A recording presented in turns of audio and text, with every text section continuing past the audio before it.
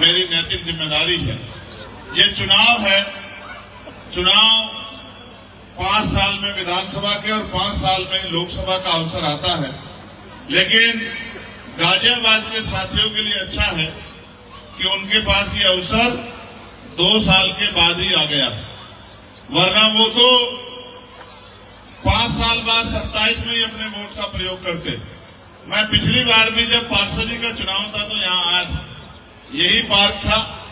आप तमाम लोगों ने मेरा स्वागत किया था, आशीर्वाद भी दिया, लेकिन वो आशीर्वाद पर्याप्त नहीं था।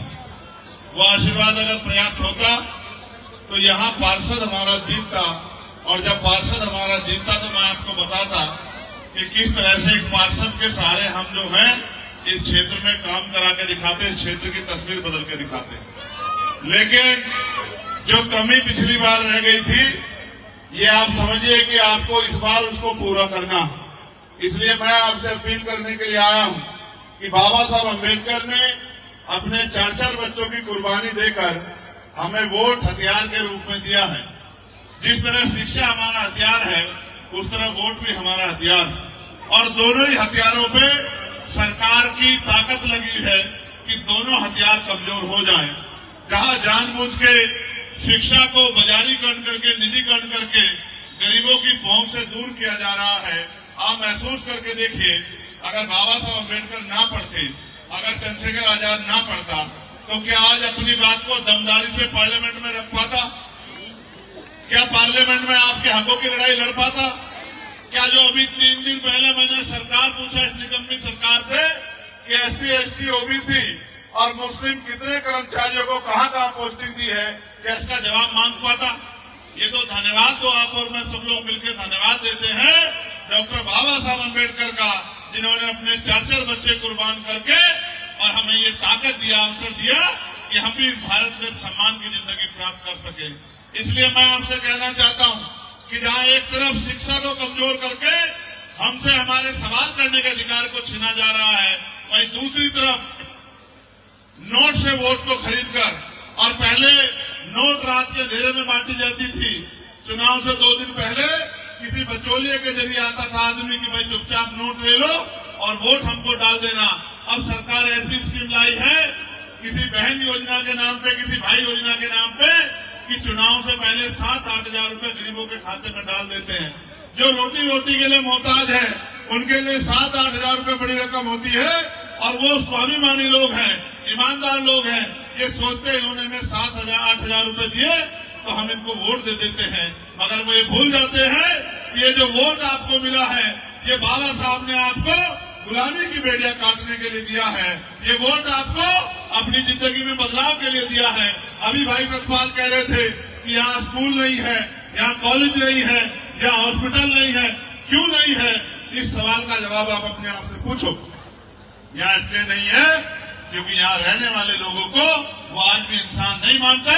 जिनको वो इंसान मानते हैं उन बस्तियों में बढ़िया काम कराते हैं, वहाँ साफ सफाई होती है, वहाँ इज्जत की जिंदगी लोगों को मिल रही है, और आपके हिस्से में आज भी बेकदरी आ रही है। इसलिए मैं आपसे कहना चाहता हूँ कि ये वोट हमारा हथियार है, इसका प्रयोग इतनी समझदारी से होना चाहिए कि सांप भी मर जाए और लाठी भी ना टूटे।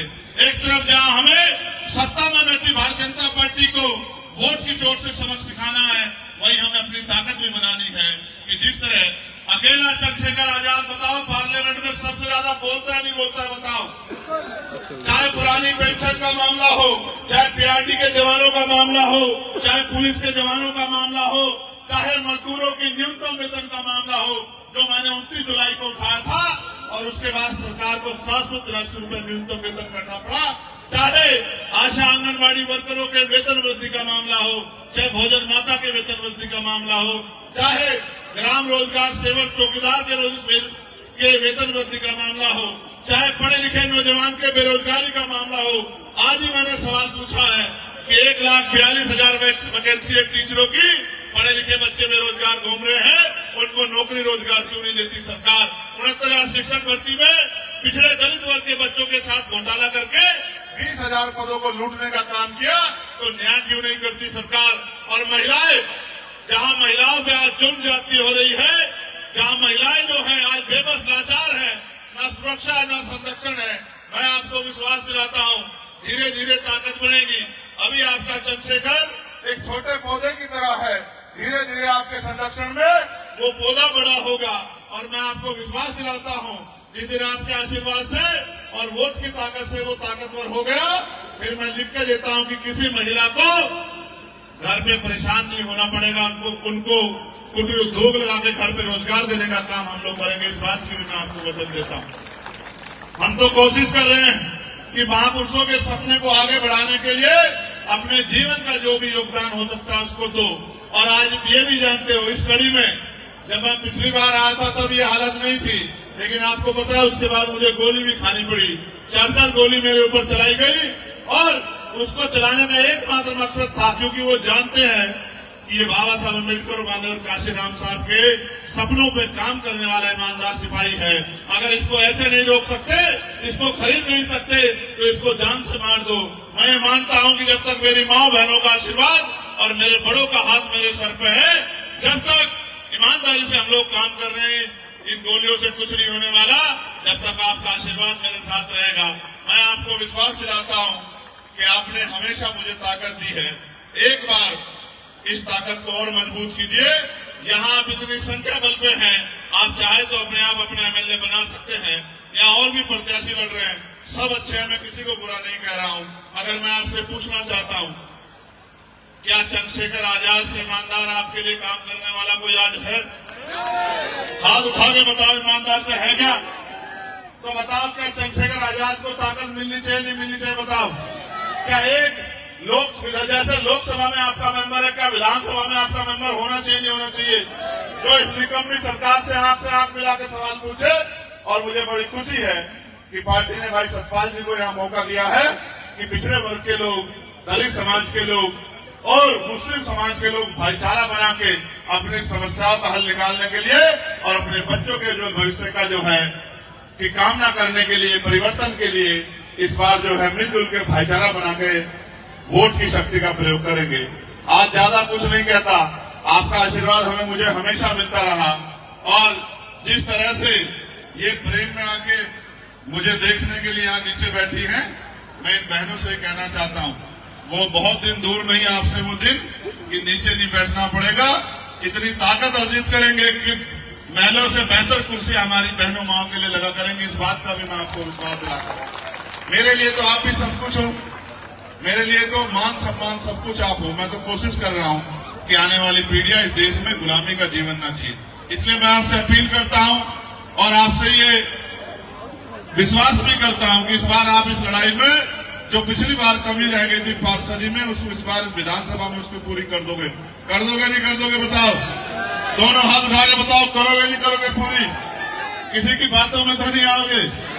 ऐसा तो नहीं कोई पैसे वाला आके कहेगा कि छोड़ो चंद्रशेखर को, मानने दो उसको, आप हमारे साथ आ जाओ? तो ऐसा तो नहीं अपने बच्चे का हाथ छोड़ दोगे? पक्का करोगे मदद? बताओ फिर हमारा चुनाव निशान क्या है? बताओ। नहीं, बहुत कम आवाज, इससे ज्यादा तो मेरी अकेले की है। जोर से बताओ क्या निशान? नहीं, ये भी कम है। बताओ, तुम तक आवाज आ रही है क्या? जो वहां खड़े हैं, रुक जाओ, वो बताएंगे। तुम तक आवाज आ रही है क्या भाई? नीली शर्ट आ रही है? चलो अच्छा, जोर से बहने खड़ी, बताओ आवाज आ रही है क्या? बताओ अच्छा जोर से, क्या है निशान? सिर्फ केतली बताने से काम नहीं चलेगा। आपको अगर वाकई में भरोसा है मेरे ऊपर, पहले बताओ भरोसा है या नहीं है? बताओ। जो 2 हाथ उठाएगा उसी की बात मानी जाएगी। पक्का भरोसा है? तो मेरी एक बात पे गौर कर लो, अगर वास्तविकता में भरोसा है तो फिर अकेला मत छोड़ो, फिर अपने आप काम करो। आपके जेब में फोन है, इस फोन का प्रयोग करो।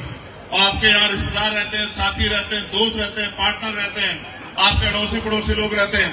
आपने वोट दे के सबको बनाया है। इस बार आपका नंबर है कि आप सबसे अपील करो कि इस बार आप हमें वोट दो।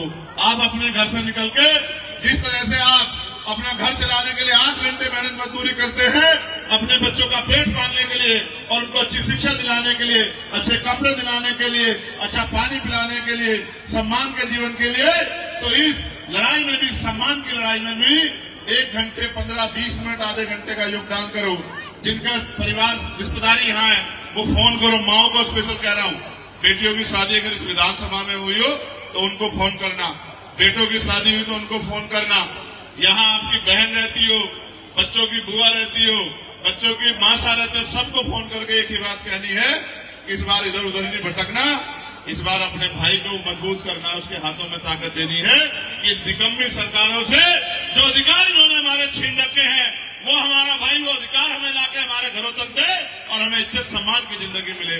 मैं आपका धन्यवाद करता हूं। और आज डॉक्टर अंबेडकर प्रबुद्ध समिति गाजियाबाद पंजीकरण, ये हमारी कमेटी के लोग जगवीर सिंह जी अध्यक्ष जी हैं और इनकी पूरी टीम, जगवीर सिंह जी, डॉक्टर साहब पूरन सिंह जी, जयप्रकाश जी, चंद्रपाल सिंह जी, एडवोकेट हर प्रसाद चांचल जी, परमानंद गौतम जी, कैलाश गौतम जी, वृंदावन बाबू जी, रतनलाल जी, सुनील प्रधान जी, प्रेमचंद मौर्य जी, एडवोकेट रामेती मौर्य जी, तरपाल जी, हुकुम सिंह जी, धर्मपाल मास्टर जी, खेमचंद जी, राजपाल जी, अनिल जी, रोहित कुमार, गुरचरण जी, जितेंद्र कुमार, एडवोकेट करणपाल सिंह जी, संजीव गौतम जी, पन्नालाल जी, प्रेम सिंह जी फौजी, विजय लक्ष्मी बोध जी, सरोज गौतम जी, शीला गौतम जी, ममता बोध जी, यासिका गौतम जी, मैं अपने इस पूरे परिवार का इस विश्वास के लिए बहुत बहुत धन्यवाद करता हूं। और जितने नेतागण हमारे यहाँ आजाद समाज पार्टी भीम आर्मी के काम कर रहे हैं, अपना समय दे रहे हैं, मेहनत कर रहे हैं, जिस तरह से उन्होंने इस लड़ाई को अपने कंधों पे उठाया है, मैं उन सबकी भी सराहना करता हूं।